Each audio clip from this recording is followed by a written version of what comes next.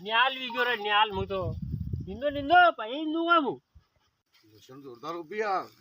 આપણે વેચી કીધી કે હા હે રામ રામ રામ રામ રામ રામ રામ